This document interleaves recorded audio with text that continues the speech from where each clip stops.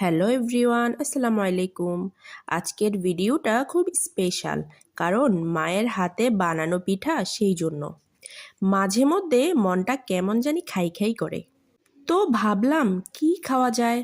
তখনই মনে হলো গরমা গরম ভাপা পিঠা খেলে কিন্তু মন্দ হয় না। এদিকে শীতও যায় যাই দশা, যেই বলা সেই কাজ।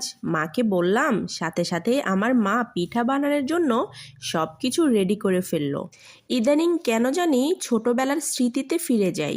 মনে পড়ে ছোটবেলার মায়ের পিঠা বানানো আর চুলার পাশে বসে বসে খাওয়া। তাই তো সেই ফ্লেভারটা পাওয়ার জন্যই মাকে বললাম পিঠা বানানোর জন্য, আর আমি চুলার পাশে বসে বসে খেলাম আর ভিডিও করলাম।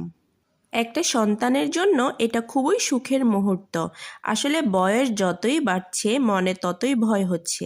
বাবা মার দিকে তাকালে যখন ফিল করি ওনাদের বয়স হচ্ছে, কেমন জানি বুকের ভেতরে একটা মোচড় দিয়ে উঠে। যাই হোক, আল্লাহ যেন সকল বাবা মাকে ভালো রাখেন। আমি নিজেও একজন মা, আলহামদুলিল্লাহ। মেয়েদের জীবন কি অদ্ভুত, তাই না? এই যে দেখেন, আমার মা আমার জন্য পিঠা বানাচ্ছে, আর আমি আমার সন্তানদের জন্য বেছে বেছে যেগুলো গুড় বেশি সেগুলোই রেখে দিচ্ছি। মনে হয় মা ও সন্তানের মধ্যে যত মায়া, এ মায়া আর অন্য কোনো মায়ার সাথে তুলনা হয় না।